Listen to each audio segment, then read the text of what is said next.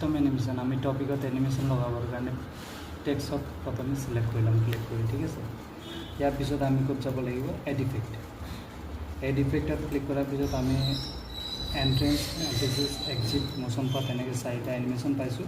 ইয়াৰে প্ৰথম এনিমেশন এন্ট্ৰেন্সত গৈ পেলাই ক্লিক কৰিব লাগিব তাৰপিছত ইয়াত 9টা এনিমেশন আমি ইয়াত দেখা পাইছোঁ ইয়াৰ বাহিৰেও আমি আৰু যদি এনিমেশন চাব বিচাৰোঁ তেতিয়াহ'লে মোৰ ইফেক্টত ক্লিক কৰিম মোৰ ইফেক্টত ক্লিক কৰাৰ পিছত এনেকৈ অপশ্যন আহিব ইয়াত চাব বেচিকৰ পৰা লৈ পেলাই এডভান্স লেভেললৈকে আছে আমাৰ এনিমেশ্যন এক্সাইটিং এনিমেশ্যনো আছে কিছুমান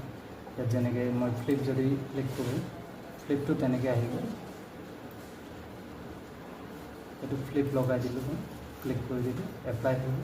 তাৰপিছত ইয়াত ক্লিক কৰি এণ্ট্ৰেন্সত যাম আকৌ মোৰ ইফেক্ট ইয়াত মই আনফল্ড ইউজ কৰিব পাৰোঁ আনফল্ডত এনেকৈ আহিব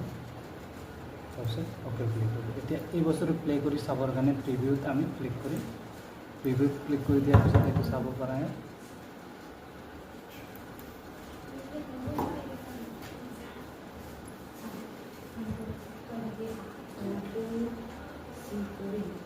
ফ্লিপ এনিমেশ্যন এইটো হ'ল আমাৰ সেকেন্ডটো এনিমেশ্যন আমি আছিলে আমাৰ কি আনফল্ড প্ৰথমটো